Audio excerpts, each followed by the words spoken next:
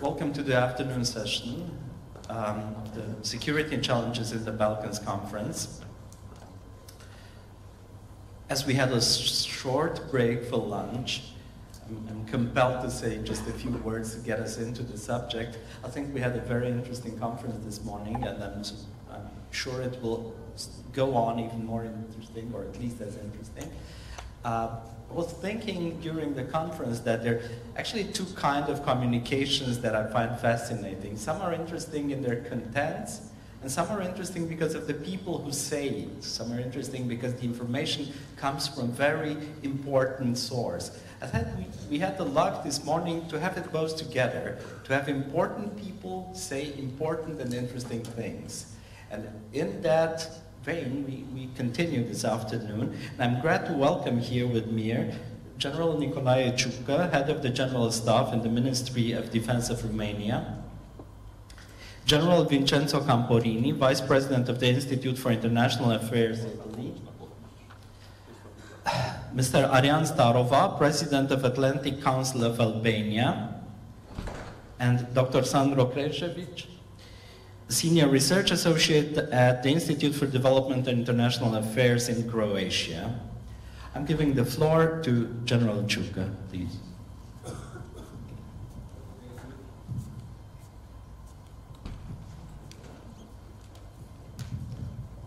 Is nothing related to hybrid work. So, good afternoon.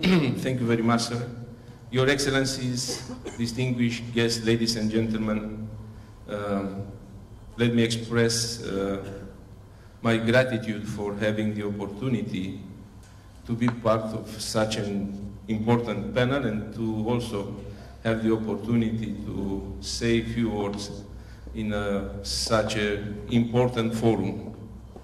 I don't know how important person I am. I am not an important person. I don't know if I will say I will deliver any important thought, but for sure the subject is very important for all of us.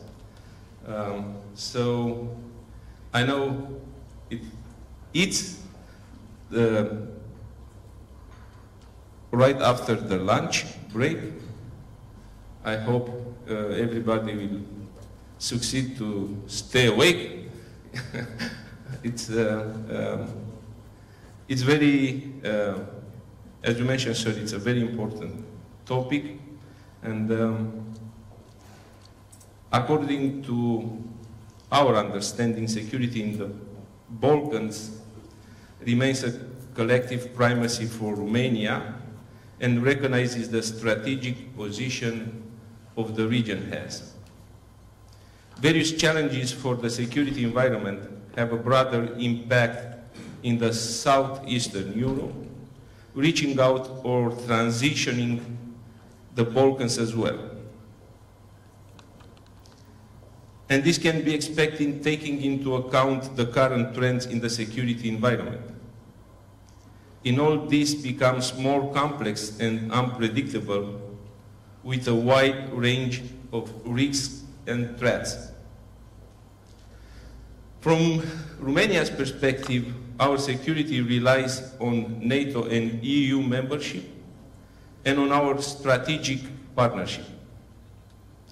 In a regional perspective, Romania's security objectives and interests include a strong emphasis on promoting good neighborhood relationships, confidence, and mutual trust. However, in a highly competitive security environment, regional, bilateral, and multinational cooperations remain key. Today, Romania is a responsible and a dialogue ally and partner not only within NATO and the EU, but among the nations in the Balkans. To this, the Romanian armed forces strongly promote military cooperation, including a relevant series of allied and multinational training events. Having this esteemed opportunity today, let me review few very recent aspects which are so relevant to our forum. Yesterday, the President of Romania addressed in NATO's Parliamentary Assembly in Bucharest. He underlined 4 fundamental aspects to strengthening partnership again. Transatlantic dimension, the internal partnership with NATO, the need to consolidate the ample network of external partners, and the 4th, the NATO-EU partnership.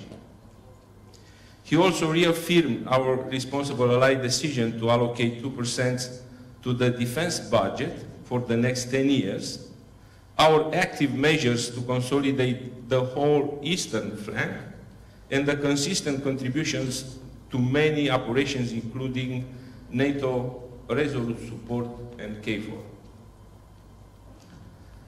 On the same day, in Craiova, the NATO Secretary General James Stoltenberg visited the multinational brigade Southeast together with the President of Romania. And the NATO Secretary General grasped an important attribute of Romania's active role in the alliance. Romania is helping to keep NATO's nearly 1 billion citizens safe. Also, he recognized that NATO expands its presence in the East while stepping up the response to the threats from the South. Just to these 2 lines of efforts and actions, the Balkans stands as relevant to boosting the alliance support for partners and continuing to project stability. While consolidating the active measures, we cannot dismiss the emerging transnational and assertive threats and risks. Various complex and not only conventional direct threats to our security include hybrid and asymmetric.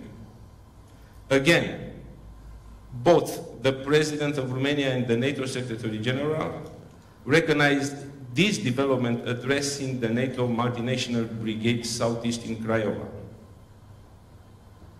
On the other hand, while there is a responsible awareness for the worsening of the European security environment, all allies and partners should recognize that projecting stability remains a fundamental role for the future of the alliance.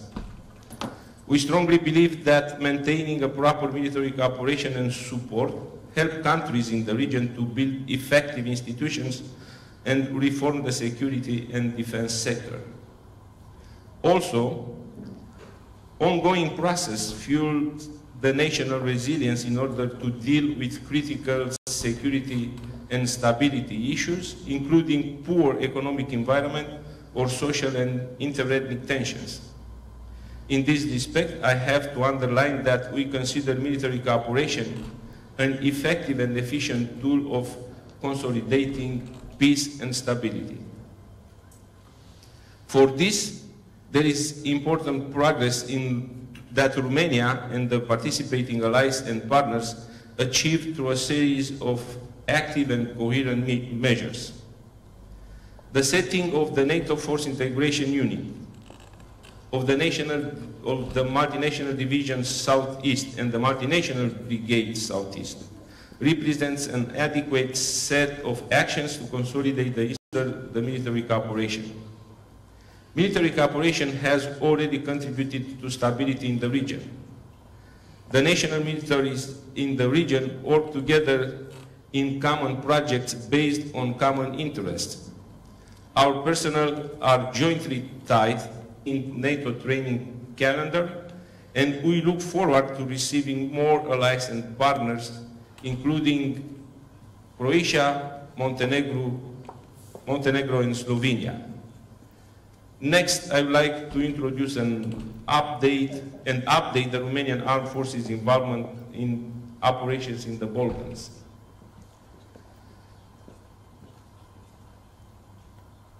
To recall, the first participation of the Romanian Armed Forces started back in 1996, when we contributed to International Stabilization Force in Bosnia-Herzegovina. Since then, we actively participated and currently have significant military contribution in the operations in the Balkans. The current Romanian Armed Forces participation in operations includes Kosovo, 58 PACs, EUFOR Althea, 39 PACs, UNMIC, 1 military observer. Additionally, we are currently tasked with the intermediate regional reserve for EUFOR Althea in Bosnia and Herzegovina and secure strategic reserve in Kosovo, 128 PACs. To sum up, I would like to say that Romania connects 3 geographic regions and together with its allies and partners play an important role in the regional cooperation and stability. We understand that current conventional, hybrid or asymmetric threats are deeply involved in the regional military cooperation, and we fully understand the strategic importance of Southeastern Europe. Therefore, we are committed to finding the adequate means and ways of cooperation capable of increasing security and stability in this area. Thank you very much, and depending on your question, I will be glad to answer all of them.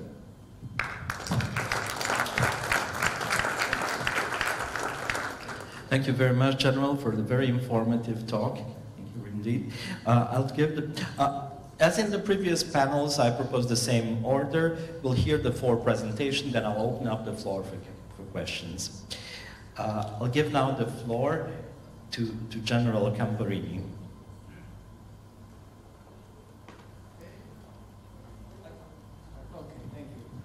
Thank you very much for this opportunity. I'm very grateful to the organizers of this meeting, which is, in my thinking, extremely important in order to spread the importance of the stability in this area, which is a wider area than the Western Balkans. The evidence sees the fact that the initiatives are not limited to that region, but are much larger. It has been mentioned, the multinational brigade and division Southeast, the effect of the Southeastern Defense Ministerials. This is the evidence that things go much beyond the conventional borders of any region in the area. Why is it important for NATO?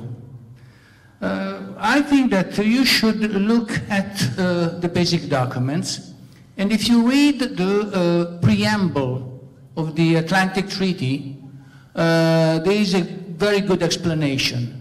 The preamble states that this alliance is established to protect our societies. So the defense dimension of this treaty is just one side, but it is functional to defending our way of living. And the original NATO countries were extremely pleased that others were joining the club, because it meant that our way of living was considered to be desirable by other nations. So the enlargement of NATO was something which was embedded in the basic principle of the alliance. Of course, this requires efforts, requires the conditions, around conditions. The existence of the Warsaw Pact was for sure an impeding obstacle. But once these obstacles are removed, then this is the basic for the open door policy, because again, it is in the spirit of the alliance, the open door policy. Of course, open door policy means that some conditions have to be complied with.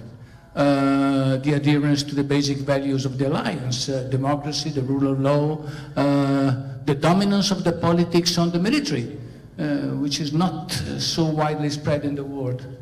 But once these conditions are met, then the door is open. Unfortunately, the situation is not so crystal clear in all the countries, and we have in the past we have seen that sometimes it was necessary some action in order to clarify the situation. And what happened in the 90s in the Western Balkans was the evidence of that. The fact that NATO intervened as NATO and not as a coalition of willing is, I think, extremely important. It gives the significance of the political action, which is, in a way, the basis for the military action. We made mistakes. This is for sure true. The biggest mistake was the fact that, as in many other opportunities in the world crisis, military actions were started without having a clear idea of the political objective which was to be reached. I recall in 1995, at the time I was a young brigadier general in the air staff, I recall that when the politicians were unable to reach any practical result, the request was, generals do something, as if the generals could solve political problems. We cannot do that.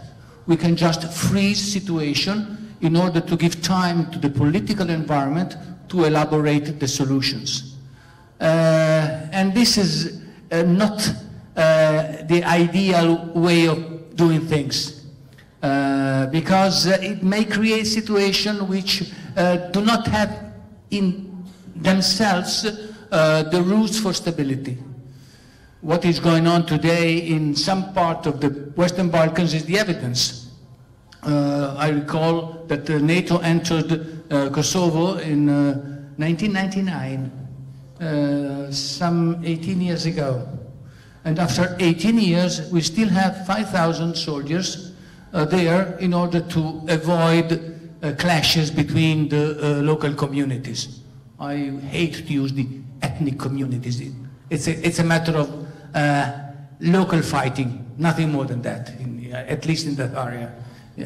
They cannot claim that they are of different ethnic groups. They belong to different ideological visions. But the fact is that after 19 years we are still there, and it means that probably the political solution was not ideal, and maybe there are some ways to improve it in order to have better conditions. And we need stability in the area. For sure, our nations need stability.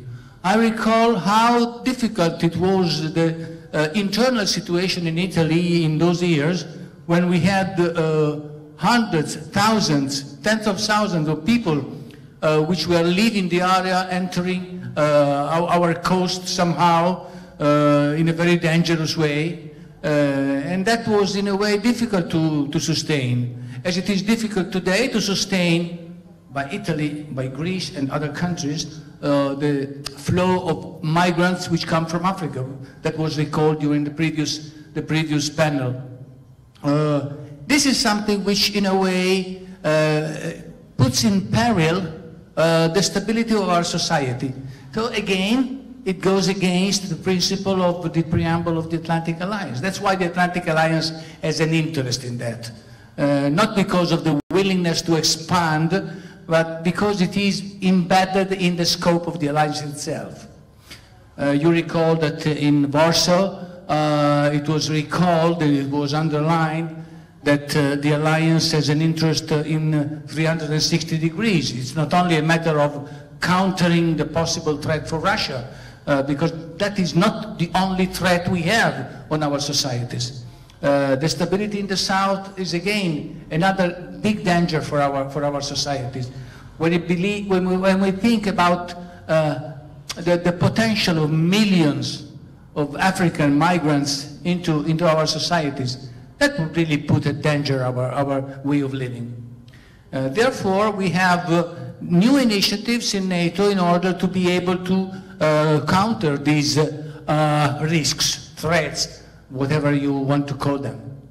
The last initiative, which is going on in these very months, in these very weeks, is the reform of the NATO command structure. which was designed in 2010-2011 in a world which was much different from the world of today. This reform has been studied by the two Supreme Commanders. It has been presented in Tirana to the Military Committee of NATO. It has been approved in principle, which is a very dangerous statement, but because when you approve something in principle, however, there's also an however. So we will see in the next few weeks, months, how this initiative will become concrete, will become a solid, definite decision by the nations. But again, it is the evidence that the alliance is trying to cope with all the risks which it faces in order to be able to sustain our societies.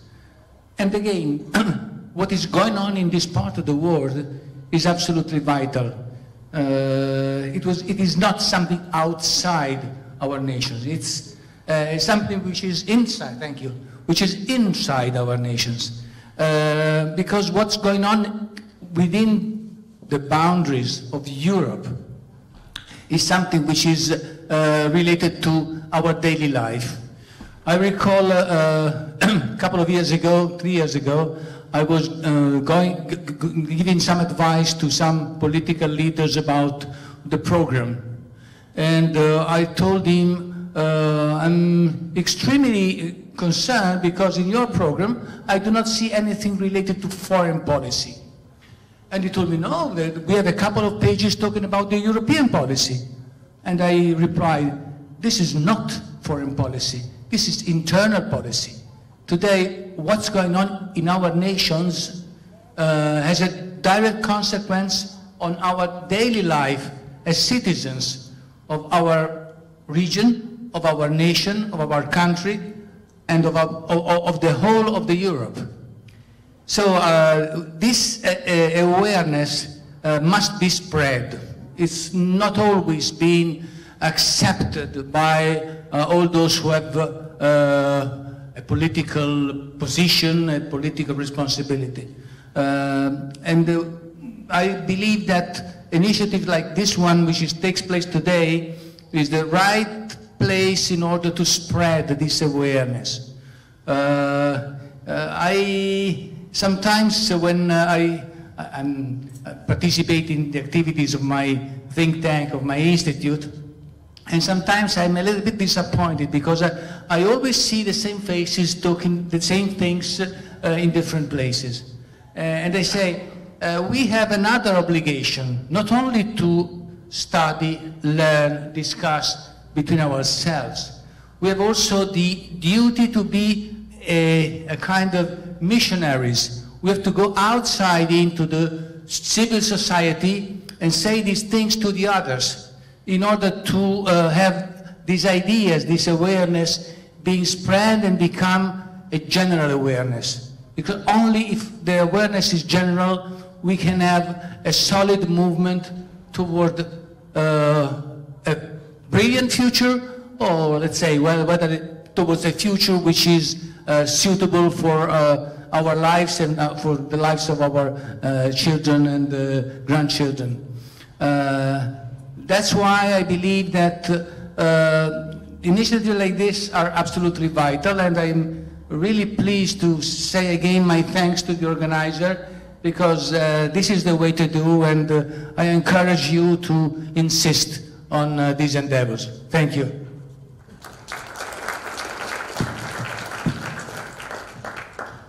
Thank you very much, General.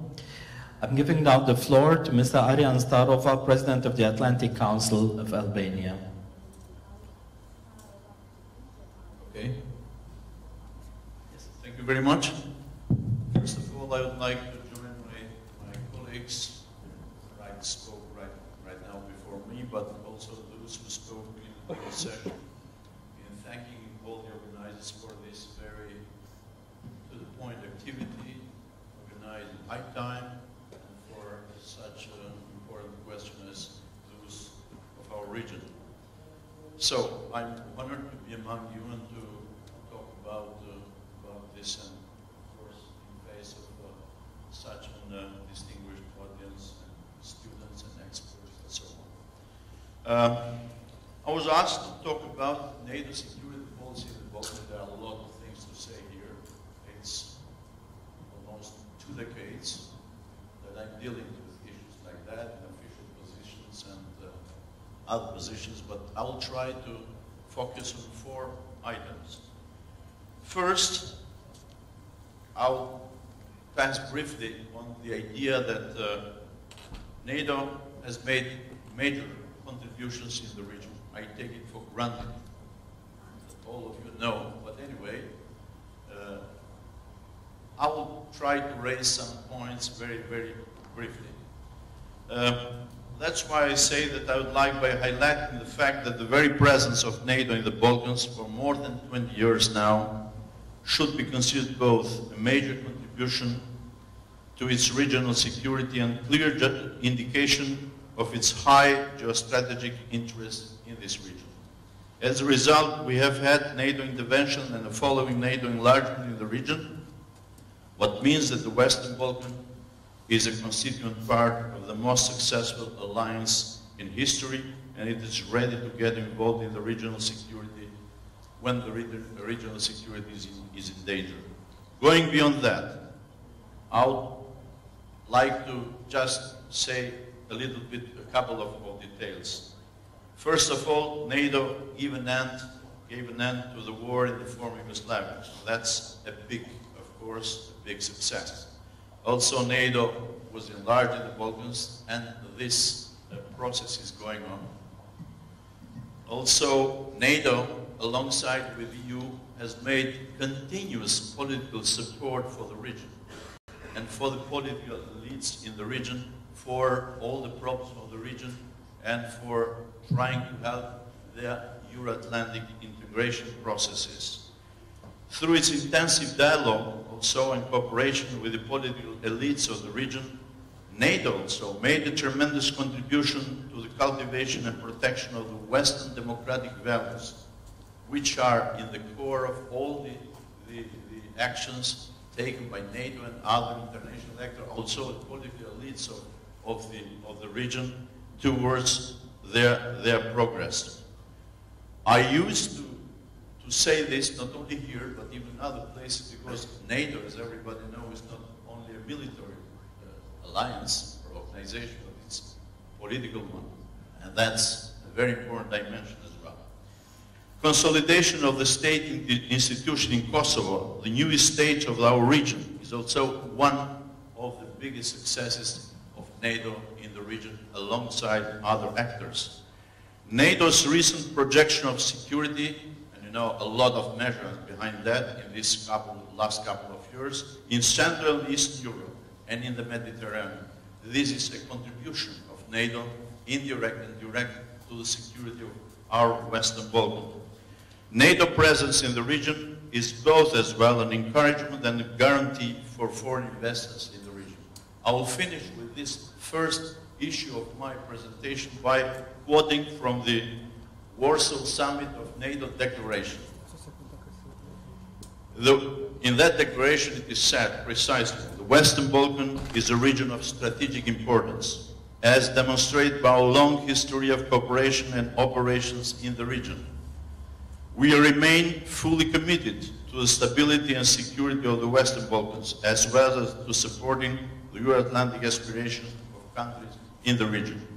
Democratic values, rule of law, domestic reforms, and good neighborly relations are vital for the regional cooperation and for the Euro-Atlantic integration process. The Alliance will continue to work closely with the Western Balkans to maintain and promote regional and international peace and security. This is a most concise statement of the high interest NATO has for the security in our region. I'm going now to elaborate a little bit for the second issue of my presentation, which to me is linked a little bit with the previous sessions. I will talk a little bit about the current security issues in the Western Balkans. Although it's a widespread conclusion that there are almost no military challenges to the Western Balkan security, The recent facts coming from Montenegro were failed assassination attempt against political elite, prime minister, and Macedonia attempted interethnic conflict clashes, and some other, let's say, hidden efforts to destabilize elsewhere. I think that all of us are aware that war doesn't look in the horizon, but there are unpredictable security challenges or issues which might come up again in this unpredictable situation in general of security. I would like to divide the issues of security or challenges sometime in two groups. First, those coming from inside the region, and second, those coming from outside the region. I would start by enumerating some, not all of them, because no one can enumerate all of them, but which I think are very important. A number of negative phenomena linked with democratic governance and democratic values, such as widespread corruption, pragmatic misuse of political power for personal profits, links between politics and organized crime, distorted freedom of media in the interest of politics, lack of fair justice and weak or double standard of the rule of law, illicit trafficking of drugs and human beings, lack of free and fair elections, not all the countries probably, but in my country there are big problems still, violation of specific human rights and freedom, etc., etc.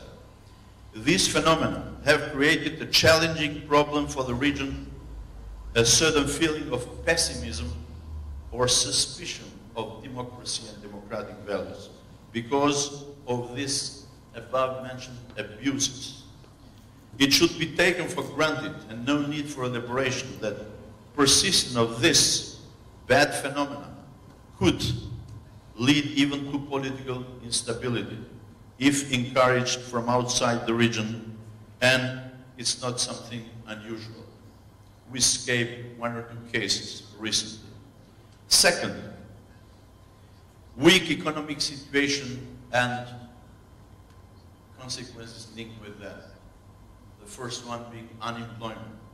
This is a factor that could lead many people in need to various criminal activities who later might serve as open gates, in parentheses, to various and numerous foreign influences. A sociological study in Albania 1 year ago, or about 1 year ago, indicated that almost all the Albanian people, about 100, who had gone to join ISIS fighters with others from Europe, were from very poor families, from remote villages of Albania. And now this problem doesn't exist anymore. But at least it's an example which shows very well what can economic want lead people to. A third important issue of security, I think there are nationalist residual mentalities in the region. The region has made a lot of changes, but as all of us know, mentality is changing. Mentality is the most difficult thing in society. And it's a pity that sometimes we can see them quite clearly, even in football stadiums, during football matches. I don't mean here at all supporting that fans should not support their teams, but fans insulting others, nationalities, should not be at all accepted, at least in mind that everybody should act about it. First of all, media and the institutions. Although there are many changes compared to the past, these strong hints of nationalist mentalities could be misused to spoil the good inter-ethnic relations in the climate in the region.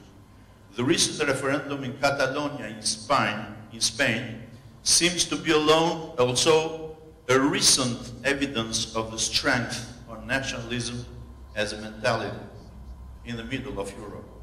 not influenced so much by trends of globalism and international cooperation. A lot of analysis and study research work has been made recently showing that despite globalism, nationalism is a very strong feeling and mentality of the people, not as aggressive, but in the sense of identity.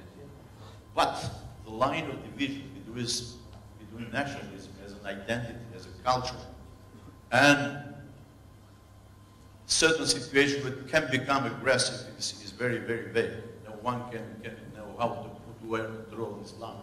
In that sense, working against these mentalities is very important. It seems that in Serbia, in Macedonia, and Bosnia and Herzegovina, there are strong nationalist mentalities still there. Not that they are not in other countries, including my country, Albania as well.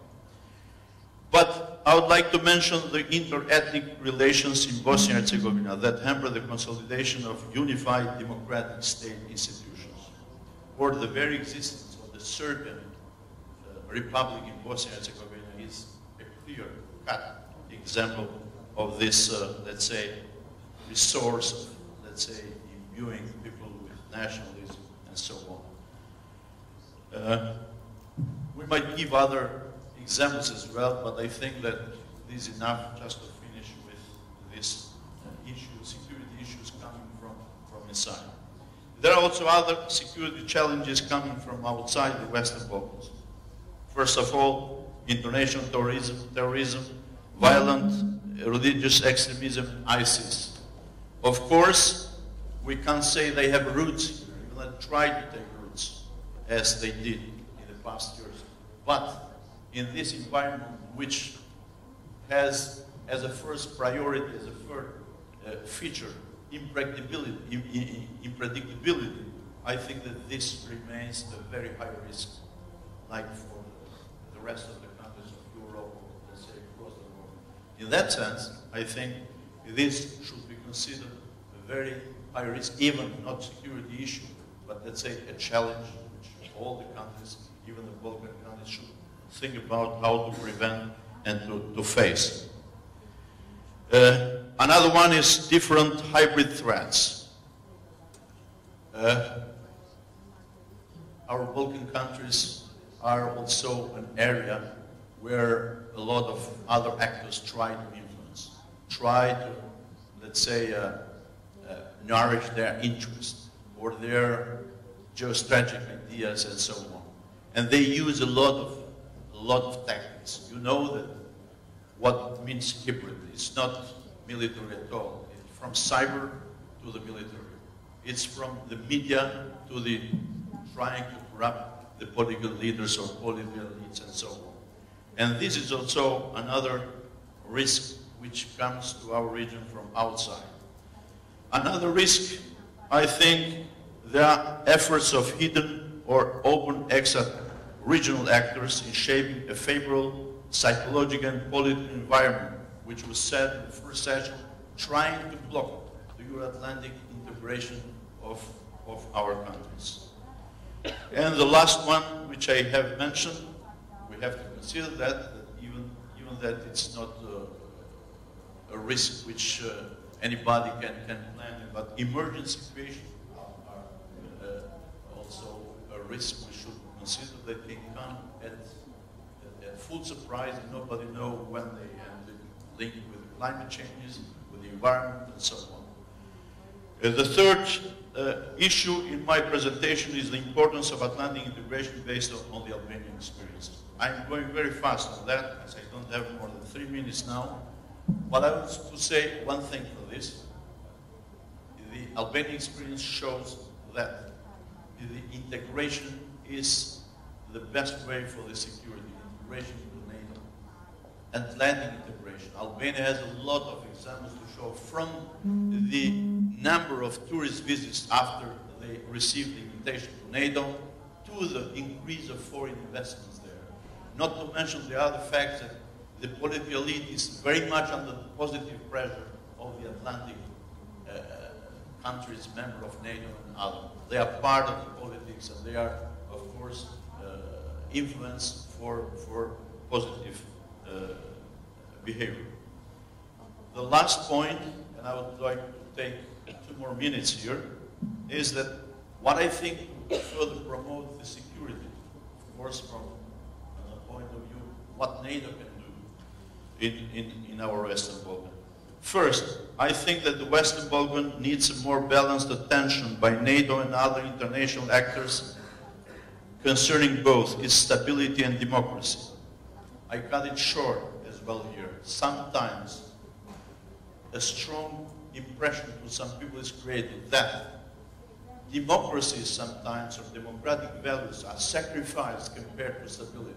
Of course, the environment security is very important, but the values, democratic values, are also important. In Albania, in my country, there are many people now who might say, faced with some problems which we hope to get improved, that we are again sacrificed in democratic values because of the stability and the risk from, let's say, ISIS, radical Islamism, or terrorism in general. That's why I think that a balance between them is very important, because even when Western, or let's say democratic values and democratic institutions are not good, they can be a source of conflicts and unrest inside the country. Further action by NATO to find a common stand with the European Union with regard to the recognition of the Republic of Kosovo. It's not normal that 5 countries within the EU are not recognizing the Republic of Kosovo. That's something which creates pessimism and creates lack of trust in the people. Third, the recent positive, I finished now. The recent positive changes of almost 2 decades in the Western Balkans need very special attention and educational programs so that change into tangible new mentalities in the region. In terms of shaping new mentalities, we all know, as I said, that education work is very hard. And maybe educational works and good relations for decades can be crumbled in a question of days. Like the war in the former Yugoslavia showed, especially in Bosnia, which has been an example of cohabitation and good relations between religious and ethnic communities. The need to overcome is another point, some obsolete aspects of the Resolution 1244 of the United Nations concerning Kosovo. I dare say here that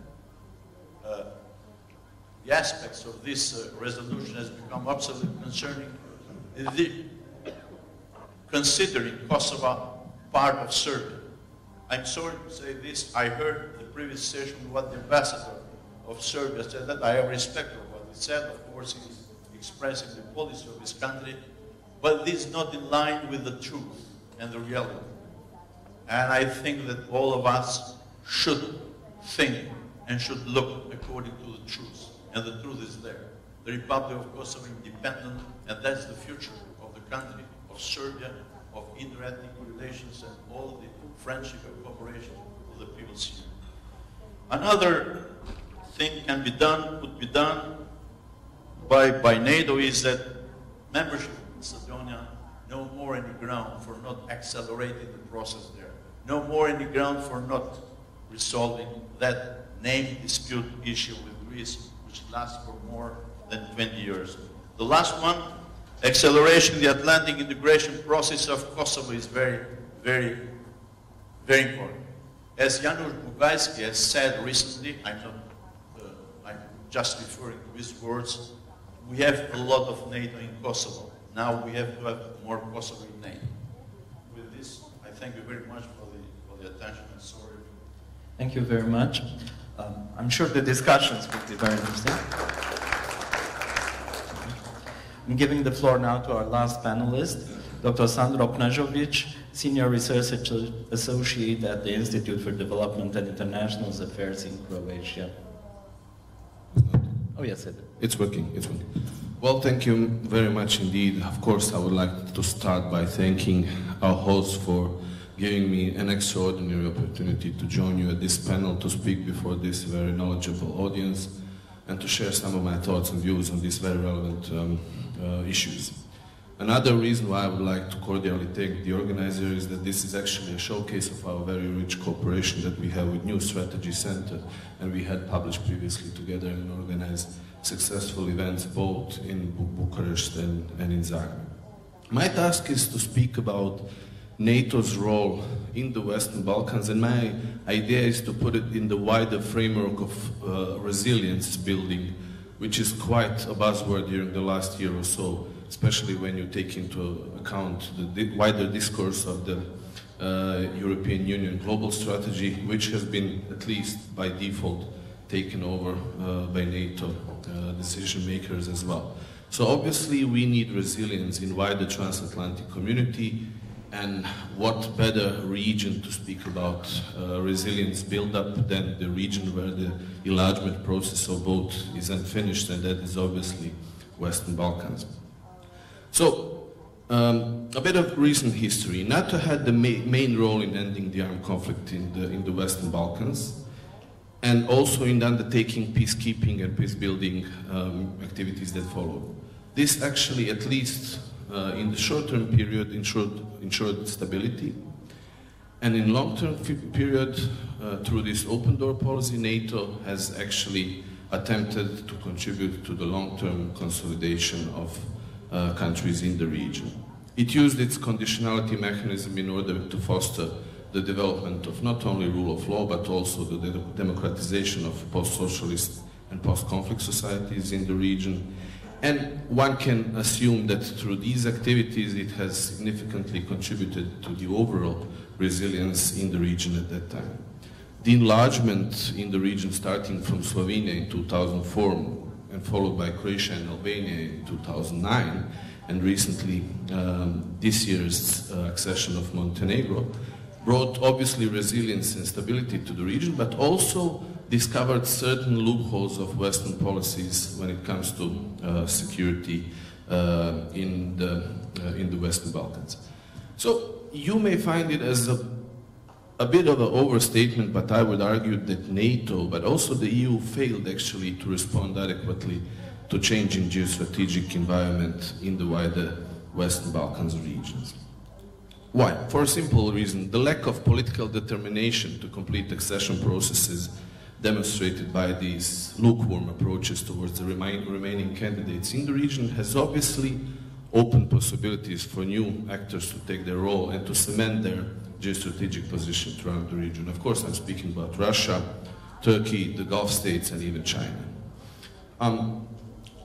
This has been followed throughout the course of last year by the visible democratic backsliding on the part of local political elites, and when you put this on top of this geostrategic change setup, you can clearly see the complexity of the situation in the regions. So what are actually the drivers of fragility in this wider context? Obviously, there's a lack of enthusiasm for the further NATO enlargement among NATO member states. And this is not only on the NATO level, but on the national level. If you analyze the pre-accession, if you analyze the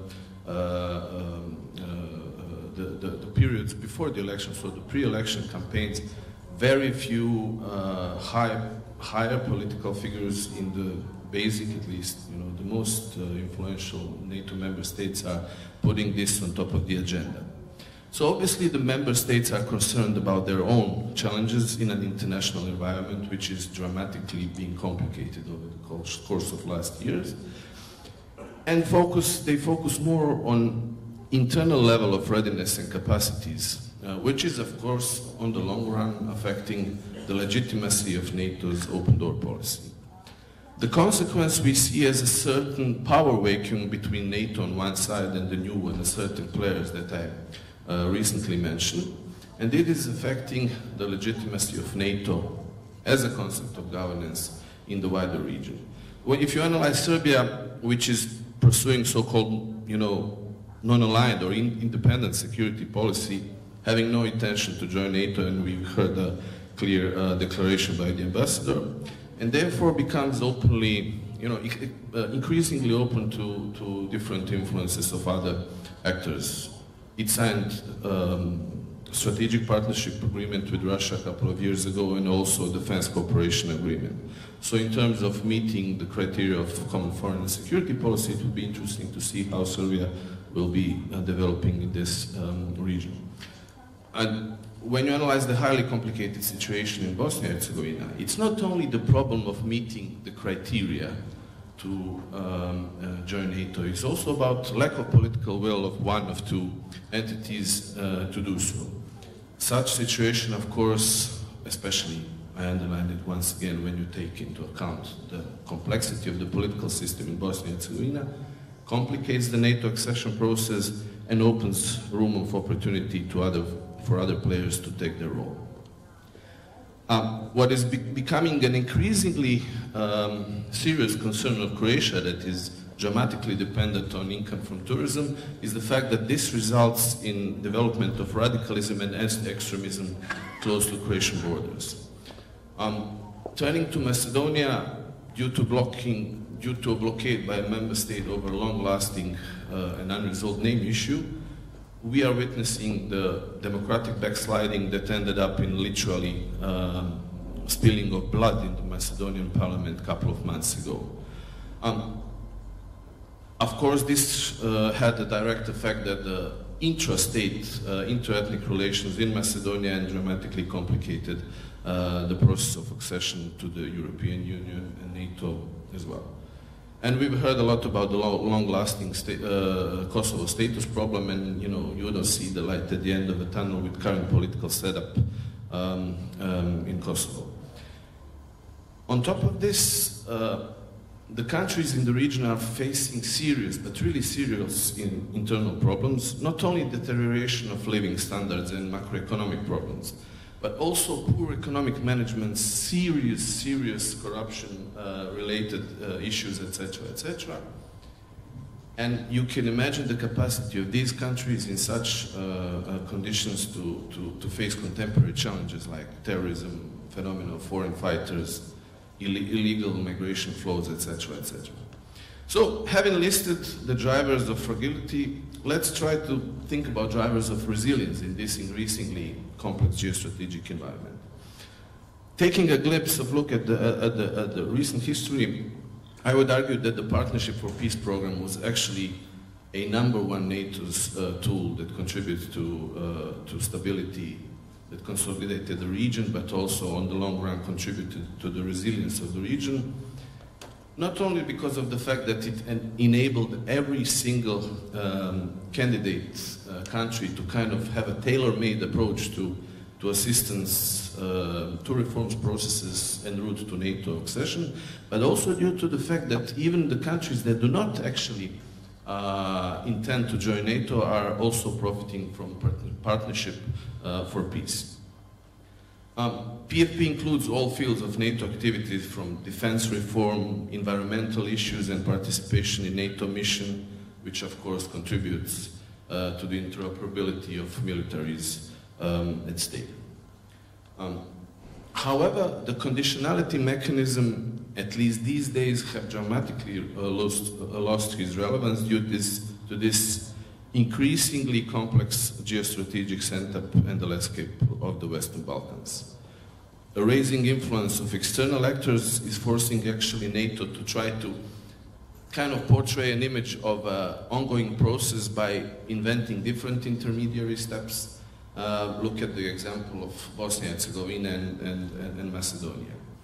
So, although this is a positive thing that at least we don't have the process blocked, obviously it's more of a kind of ad hoc geostrategic defensive measure than a consequence of a process that is very well structured and that is based on clear definition of political priorities, not only of NATO but also of the potential candidate states. So I would conclude by saying that NATO's re-engagement in the region is essential, but based on realistic assessment of the political will of NATO member states, but also political will of candidate states in the region.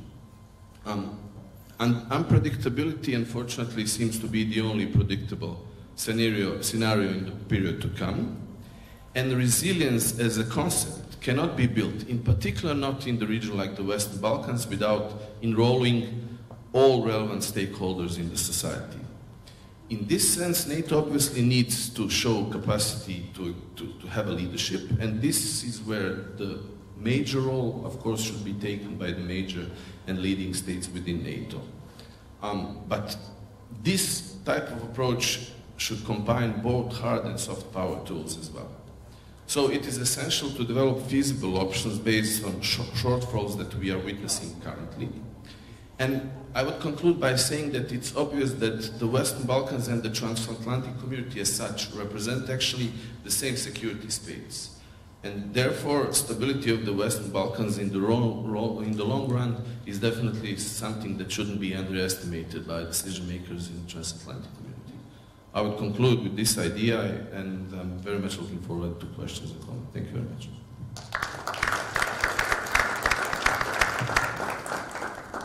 Thank you very much. I'm opening now the floor to questions. Please. Yes.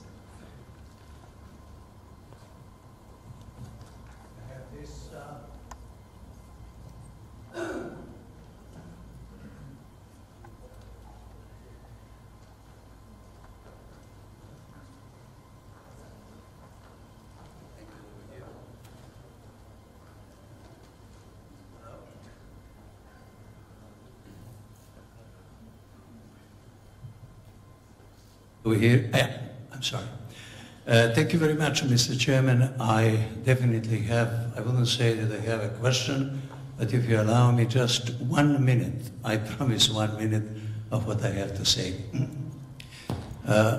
Number one, I have a feeling that the basic security challenges in the Balkans are foreign interference in Balkan countries, and the list of interference is very long. Second point, we, as far as Serbia is concerned, we have a very good relations with NATO, and very often we have the common military exercise with NATO countries, what we support, of course, but through what has been said, and in particular by my distinguished colleague from Romania, it would be very wrong if NATO considers itself as a policeman of the world. That is not going to be very good. Secondly, or thirdly, I'm sorry, well, if I understood correctly what our distinguished Albanian colleague said, that Resolution 1244 about Kosovo is obsolete, etc., etc. Does that mean that he or the policy of Albania do not recognize the authority of the United Nations and the Security Council? Because, as he rightly said, I was expressing, and I'm expressing now, the stance of my country, and I understood that whatever he said was in fact representing the stance of Albania, what I respect. Thirdly, if I understood correctly, the whole philosophy of what my friend has said about Kosovo is that Kosovo is not part of Serbia. My answer is not yet. Thank you very much. Thank you very much. Yes, please. Okay. Of course, I should take the floor and say something. I don't know why in my presentation you created the idea that I gave the impression that NATO so-called is policeman.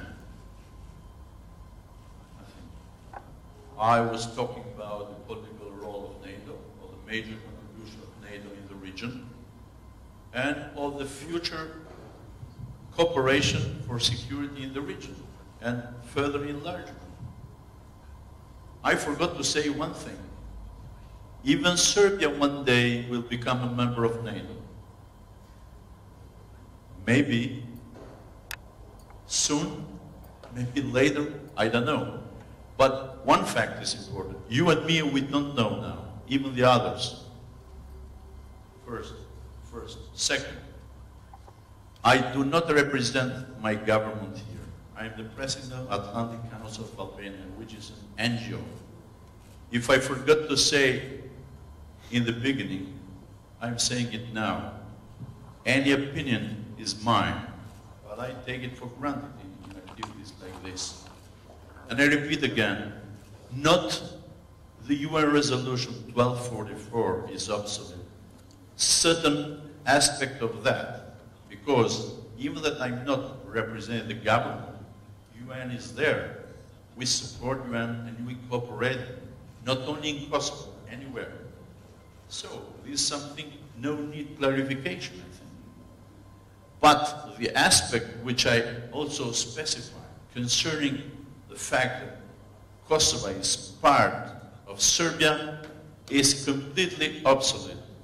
You know very well, Ambassador, that Kosovo is recognized by more than 100, or exactly 133 countries. And after this number reaches a certain threshold number, you can repeat all the time that you are not recognized as that. But that does not serve to Serbia, to the region, to the UN, to nobody, and to the truth. I don't know, with this, I think I'm quite okay. But I'm ready for other questions, comments, why not? Thank you. Thank you. Anybody else on the panel would like to comment on this issue? No? Then I'm opening the floor for another question, please.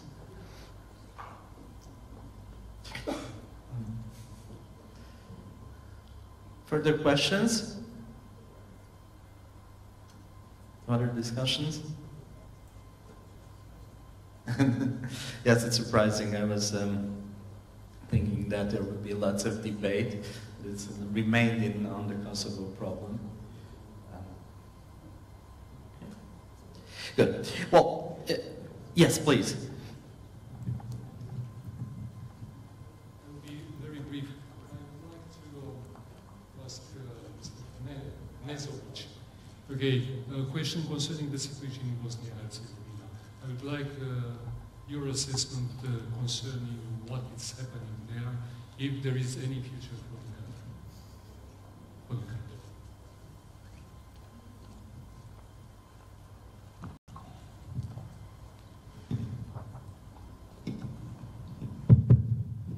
Thank you very much indeed for a very short, very clear question, which actually cannot be responded to in quite short period, but I will do my best.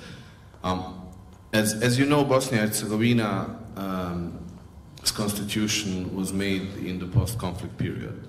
The constitution was phrased in the way to kind of give an opportunity for the development of political system that is based on a contract that means stopping the conflict. Probably at that period, the main assumption of the international community was that some things will by default evolve, and that the firm structures based on clear division, clear ethnic division lines will not be maintained for such a long period. Unfortunately, it isn't so in Bosnia. And we in Croatia feel it probably in the most dominant and the strongest context. There are two entities. There is a problem of definition of basic national interests, taking, for example, NATO accession. You will get to hear completely different line of argumentation and responses depending on where you go. If you go to Sarajevo, and most probably Mostar, you will probably get to hear different ideas but the main conclusions, with certain reservation, yes. If you go to Banja Luka with this idea, you will probably get to hear two responses which, I mean, I'm struggling to understand either of those. First one, we will wait for Serbia to join and then we will follow. I mean, what does it mean? And second of all is, yes, but first we have to define the position of our entity. What does it say? it says that the country is struggling to be functional.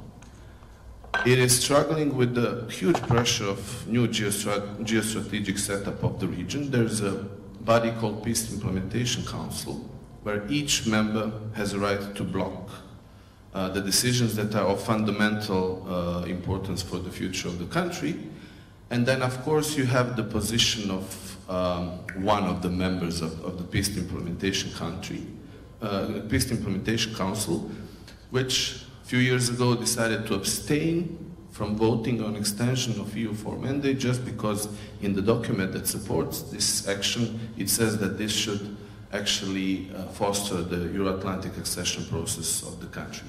So by default, you have a system that is dramatically complicated, and if you put on top of this dramatic rise of populism, it actually, you know, you have the situation in which one complexity feeds the other.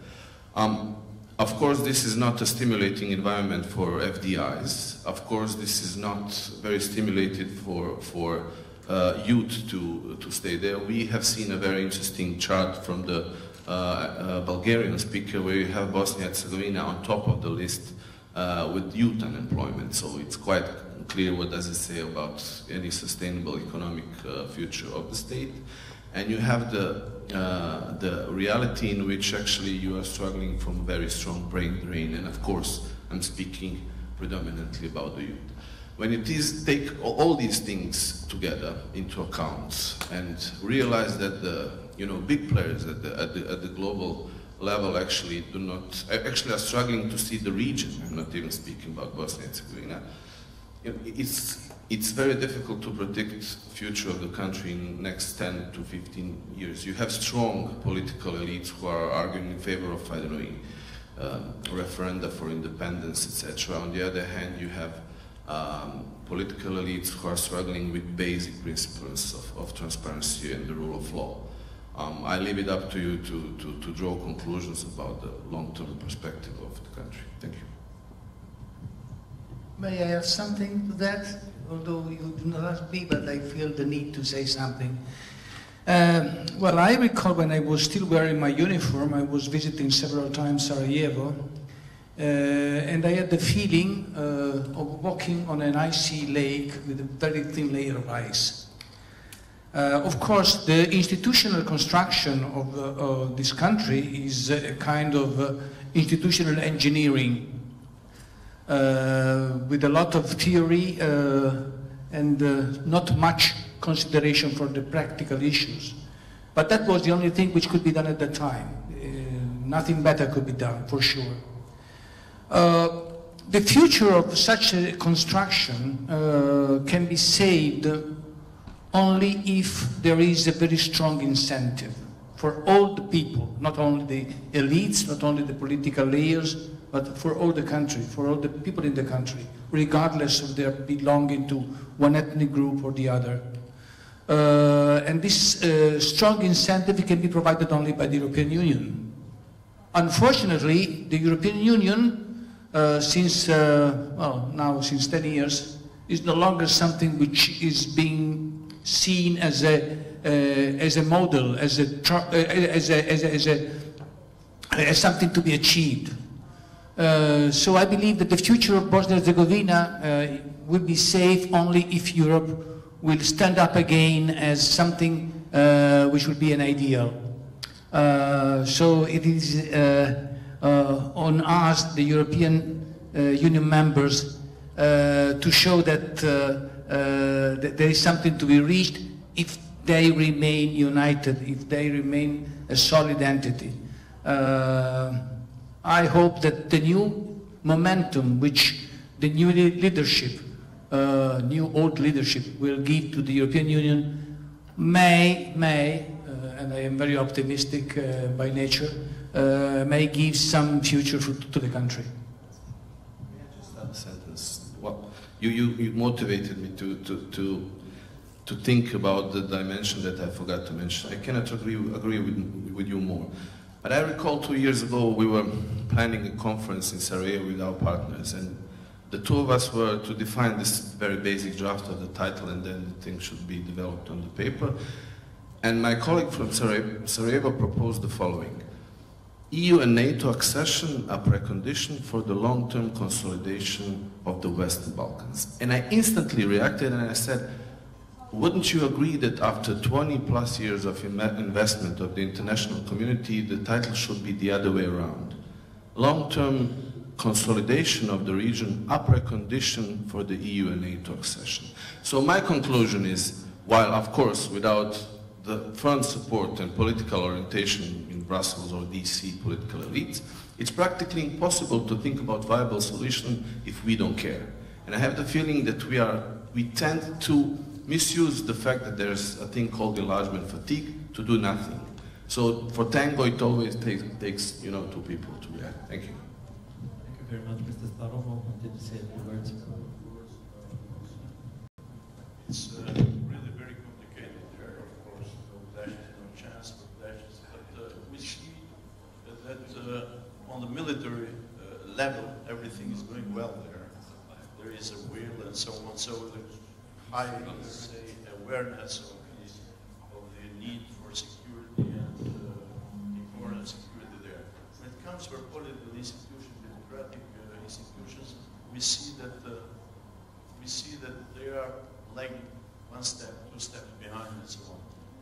I think that what EU should make right now is to accelerate all the efforts there, try to find those write a new constitution where all the communities there be represented, put certain rules and so on, and that the country go forward towards the EU integrations. The insistence of Srpska Republika or Republic of Serbia inside Bosnia, it seems a little bit strange contrary to this general trend, I would say. And besides the EU, I would say that Serbia might be a very important actor to try to influence because of the many links we have together. The last phrase, or the last thing I would say is that I would like to suggest in this forum, or at least to make myself listen, we should not repeat anymore concerning Bosnia, but in general, the former Yugoslavian territories and ethnicities, to refer to a Muslim identity anymore, or Muslim ethnicity. There is no Muslim ethnicity. To me, there are at least 2 reasons, because I have not made studies about that. First, it's religious. Second, it bears hidden political connotation. There are Bosnian ethnicities, Croatian ethnicities, Albanian, Serbian, whatever, Montenegro and so on, but not Muslim. And I think that, just one suggestion, but it's only through research and studies and conferences like this that we should change the realities. Thank you very much. Do we have more questions on the talk? Yes, please.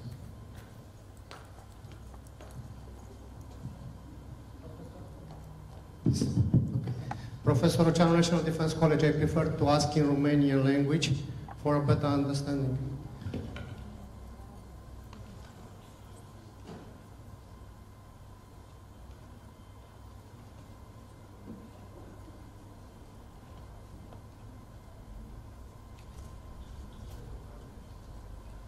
It's okay, it's working?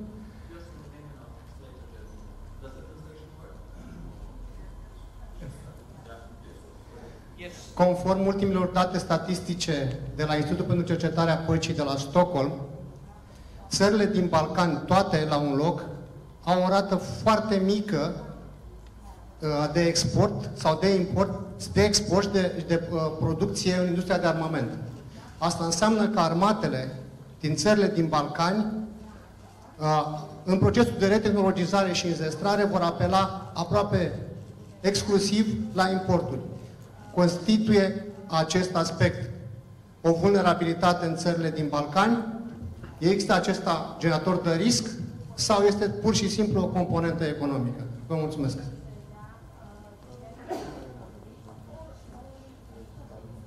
Not everybody has listen to the translation, I will very shortly sum up the question. The question was that given that the countries in the Balkans, especially in the Western Balkans, have a very low production and export in the defense industry, the re-technologization of the armies of these countries will mean importing weapons. Is this a risk, or just something natural, something economic, as I would like to say? They have this low production and export, so they will have to import and re-technologize. They have to buy. Well, I think it is in the nature of things. Military technology, production of weapons, weapon systems, requires a lot of technology, requires a lot of investment, which require, as a consequence, a large market. This is true, is a fact of life. We see today in the European countries, Italy, France, Germany, that our military industries cannot survive unless they join together forces. So the consolidation of defense industry in Europe is the prerequisite for their survival and for the effectiveness of their product. If you do not have a large market, you cannot produce effective weapons. And I believe that all the militaries would like to have effective weapons. That's why if you are not in that condition, you have to import. You cannot do anything less. What is the future? The future is, again, consolidation of industry, as it is happening between Italy and France with the issue of the naval yards. You may have read that an agreement was finally found between Italy and France to join forces between Fincantieri and STX yards. And this is because otherwise the survival of these enterprises would be at stake. So the answer to your question is it's a matter of market. It's not a matter of political willingness. This is my thinking. Okay. I know many countries in the world which are only importing weapons, and they are very stable. But answering your question, yes, there is a matter of military and economical domain as well. If you want to have your own, let's say, independence on producing at least the basic military equipment. So it depends on the political decision. If you want to have, or you don't want to have, and you just import what you want to use for your military, for your armed forces. But taking into account that here we are speaking about Balkans countries, I really believe that looking to the security environment, looking to all the threats and challenges we have to face, these have no boundaries. These are not stopping at the regional boundary of one specific country boundary. So it is very important to identify all these threats, to look to your own capabilities to cope with those threats, and when you realize that you don't have the capabilities set for these challenges, you have to look around to see, to discuss with your neighboring countries, to look to your allies and ask for finding the way of creating security. So, in other words, it doesn't matter what country you are. I really believe that we should convince everybody, starting to the very lower leadership level to the top political leadership level, that there is a requirement, a need, a must of creating national defense capability, creating national defense resilience, and having something to add in order to complement all these security measurements in order to face these new threats. So I really support the idea, and our panelist from Croatia, if I'm not wrong, mentioned that is to dance a tango, it's a requirement of two partners. Yes, there is a way of, or is a road with two ways, and I don't know the solution. It's very hard to give a solution right now, but discussing and taking part in this kind of conferences, forums, I think we are not only to identify the problems, but also to look and to discuss which are the solutions, and to put on the tables to our decision makers what are the appropriate ways to go in order to find those capabilities to solve the problem. Another issue which I would like to add is the fact that not only the military or the Ministry of Interior is going to solve the problem, it's going to be able to face all these new threats and challenges. I think it's very important, and everybody has to think how we create that platform of integrating all these capabilities to complement each other in order to have enough or a holistic approach to deal with all these unpredictable, complex, and uncertain threats and challenges of this of nowadays and for the future threats and challenges. Thank you very much. Thank you very much, General. Yes. Thank you.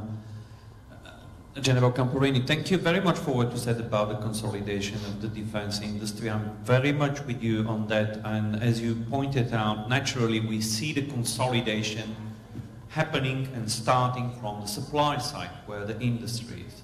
But at the same time, 27 members European Union, 22 of which NATO members, 27 and 22 national budgets. As per the recently published reflection paper by Commissioner Mogherini and her Finnish colleague, 178 weapon systems, as per, compared to 30 in the United States only, and combined the 27 countries spent on defense, creating a market for defense industry, which is half of what Uncle Sam is doing alone. Is there any potential practical opportunity and possibilities to start consolidation from the demand side of at least the European defense market only, or will have to live with consolidating the supply side and just keeping the demand side as fragmented as it is today? Thank you. I'm very pleased by this question because this is a subject very dear to my heart. I've been Chief of Defense in Italy, and I've tried to fight against the tendency of national requirements, which in a way are the poison for common programs. The point is that no one is innocent, because the different national requirements sometimes are originated by the fact that we have non-integrated industry. Therefore, there is the natural tendency of the Italian defense staff to say that on that specific aircraft we want the Italian radio, we want the Italian IFF. Therefore, that brings the fragmentation of the market. So it's a matter which deals both with the supply side as well as from the demand side. We have several examples of that. I recall when Germany, UK and Italy decided to build a common aircraft. It was 1970. The aircraft was the MRCA, multi-role combat aircraft, which ended to be a fighter bomber, the Tornado aircraft. And the idea was that the three nations would have the same aircraft, the same system, common logistics, common training. We established a pre-national training center in Cottesmore in UK. But as soon as the aircraft came out of the production line, from the Italian side, well, I need this specific modification, which by chance is provided by the Italian industry. And the same thing happened in Germany and in UK. The final result is that if you look at a Tornado from the distance, you cannot find the difference between the Italian, the German, and the British. But if you get closer, they are totally different. And we had to disband the school in Cottesmore because it was no longer useful to train the Italian pilot on an aircraft which was totally different from the one he would fly in operations. So it's a problem which is related to both sides. What is the solution? The demand side, the supply side, as I said and you confirmed, is now converging slowly, defending national interests, but nevertheless it's converging. We have the need to convince the staffs to define common requirements. Will that be possible? I think so, with the latest developments in the European policy. The establishment of a European Defence Fund, which has been decided by the nations, with a fairly big amount of money, I think is absolutely crucial, vital for that, because since those funds will be directed towards cooperation programs, they will by nature induce the staffs to converge and industry to converge. So it will require some time, but this is at last the definite step towards an integration which will bring more standardization. You mentioned the numbers of the different types.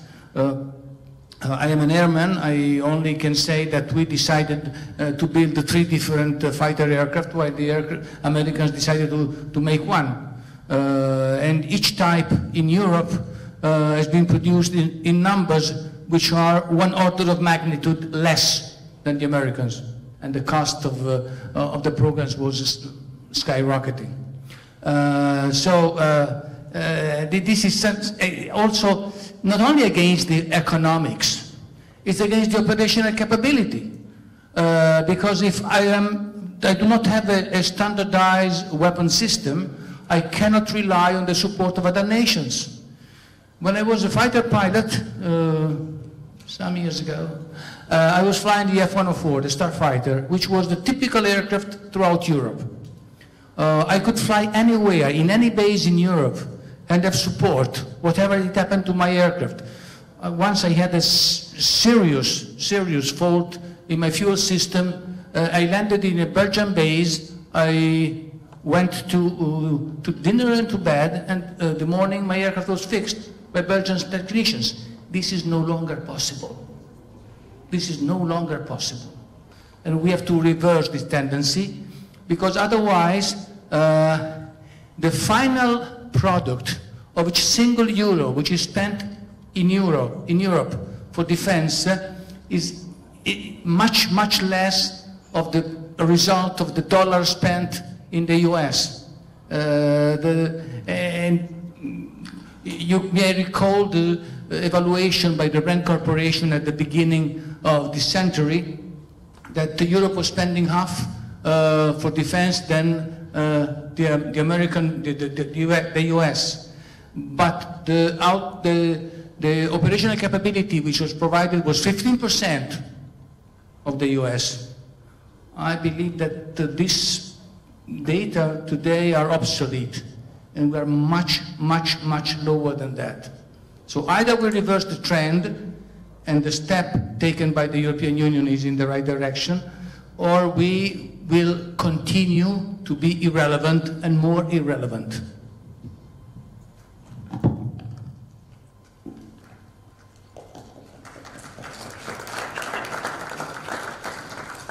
Thank you very much.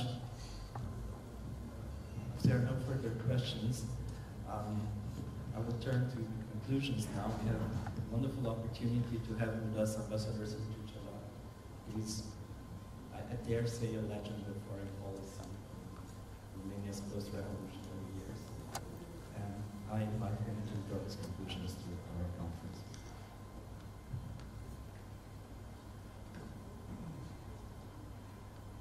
Thank you, Chairman. I think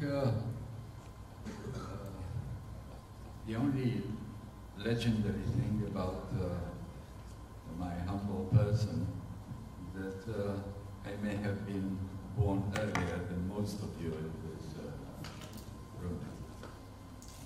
I'm not that presumptuous in order to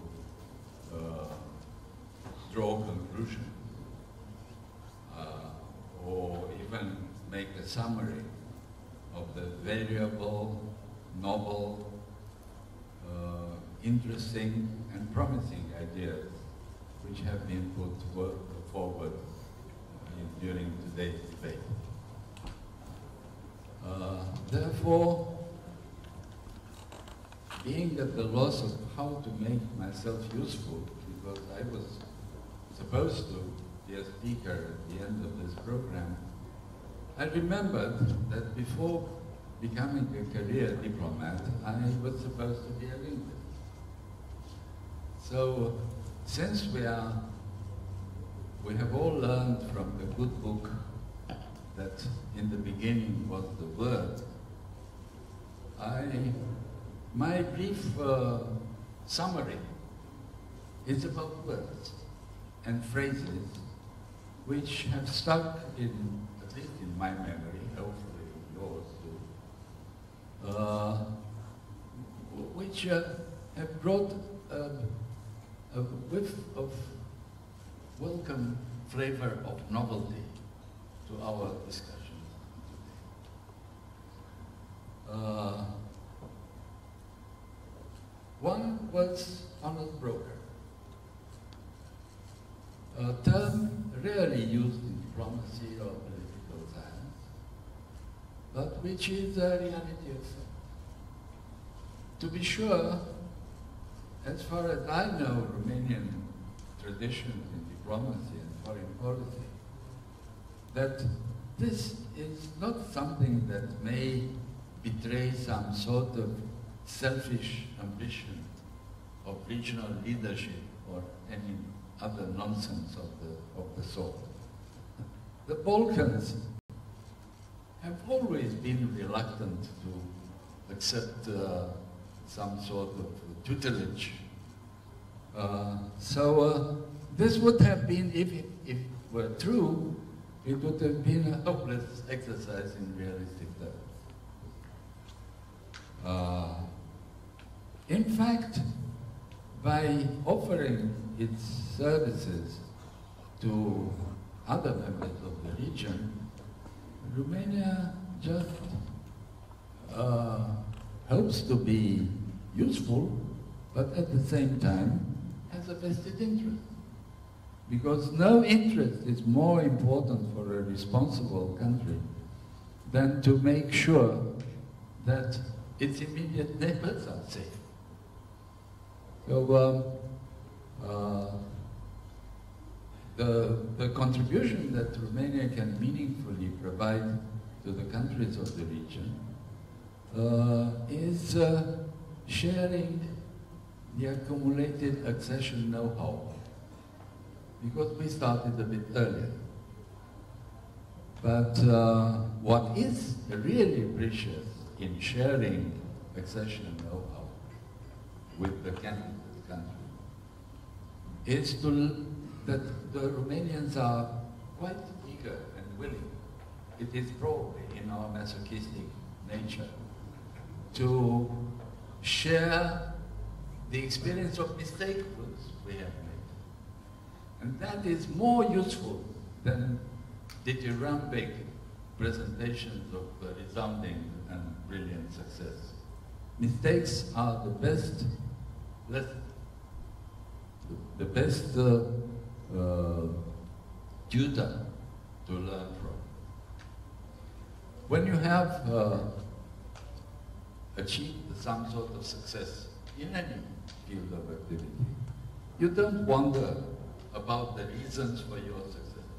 Of course I was successful because I'm cleverer, I'm better educated, I have more experience, and I'm superior. Wrong, because whenever you have a failure, and the worse the failure, the better the lesson, you start wondering how a clever fellow like me would have made a big blunder like that. Another phrase that if I learned during this discussion was window of opportunity. It's a trite phrase. I've heard it 100 times. But window of opportunity is not just about the existence of an opportunity. It is that opportunity stands valid for a limited period of time. And if you don't move fast, if you don't take advantage of the time factor, you lose it. And the opportunity costs are often higher and more damaging than the cost of inaction.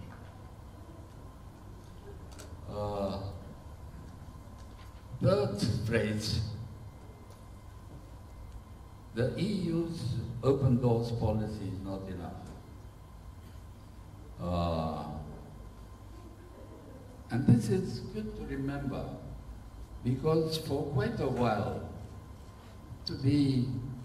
we as members of the EU are entitled to be critical, because it's sort of self-criticism applies to ourselves too.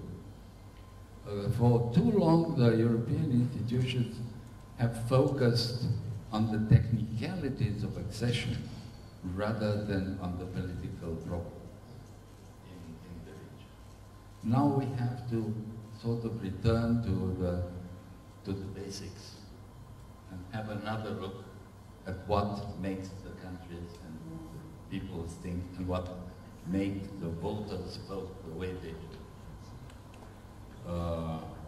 And I think that the discussions today have brought a significant contribution in the mood to and the disposition to start thinking out of the box, out of the customary wisdom of repetition. Then there was some talk about awareness that the EU accession is a two-way track, that it involves the commitments and responsibilities from the receiving side and also from applying side. And there is a balance of responsibility and commitment that can really work here. Because if those commitments are not balanced, you may end up with an unforeseen, unpredicted failure. And you wonder about its causes.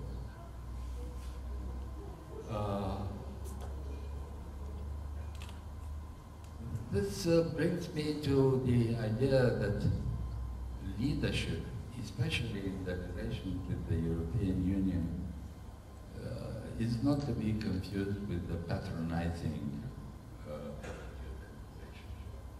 Because, for sure, I don't know how it works in other regions, but that patronage doesn't work in the Balkans because we are spending all our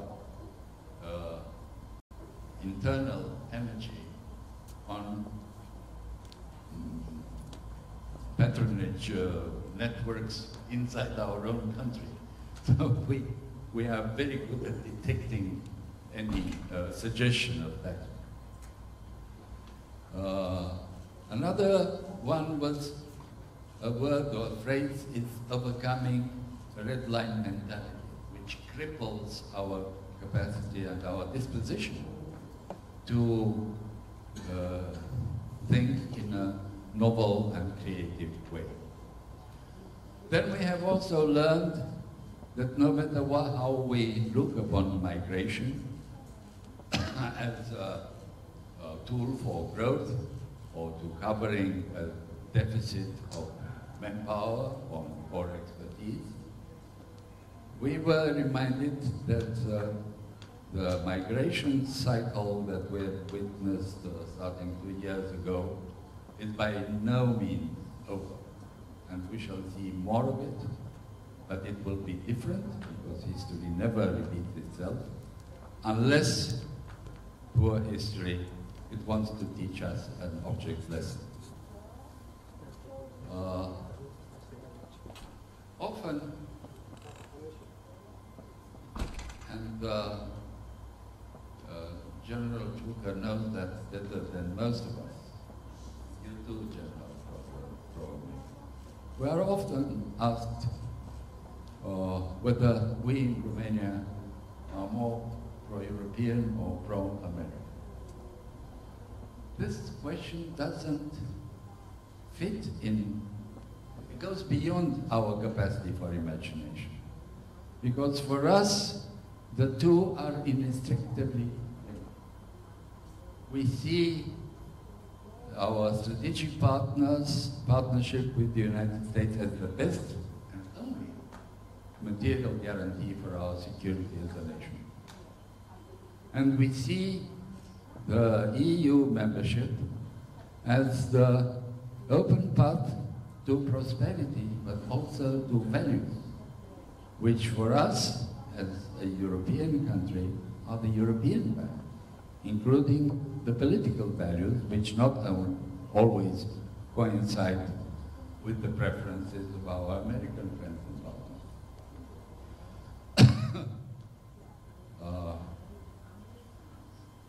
Of course, there are too many innovation in terminology, both words and phrases that were used in the presentation of the defense and military and strategic team. And I shall not insist because other experts are better at that than I am. The only thing I would like to underline on my own behalf is that we are faced with multiple comprehensive challenges for which we have too much evidence to be cured of the illusion that it is just a long string of coincidences. We are dealing here with a strategic design, and we have to counter it by a comprehensive understanding of a broader situation, covering a broader area from the Balkans and Baltic Sea to the Black Sea and Adriatic and the Levant. With no differentiation, which we were tempted to take into account until very recently, but which has been corrected after the Warsaw Summit, namely that all the various tiers of the eastern flank are equal in terms of dangers and threats, and require equal and certainly balanced answers. This is the next lesson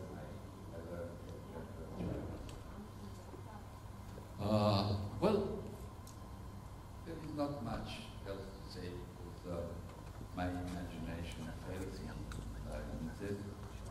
But I think I may be expressing a shared feeling in the audience that this event, the result of very fruitful and close work together by the University of the West here in Timișoara and the new strategy center in Bucharest, deserves to be continuing a habitual get together. So I think we shall all be very happy to welcome our foreign guests who honored us with their presence this time to be here again for a discussion, hopefully with new words that we can learn next year on the same subject of Balkan security.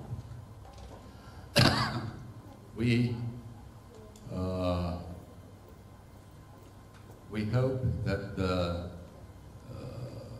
very special relationship we have started with the University of the West will continue in many forms, not just the repetition of this conference. And I think we should express our appreciation to the leaders of the city and the county who were this morning, all the levels of government in this area was represented at the highest level. So in response to their kindness, I think they deserve from all of us a round of applause. And with this, I congratulate you for the successful conference. And I warn you that our hosts here in Timișoara have prepared something very special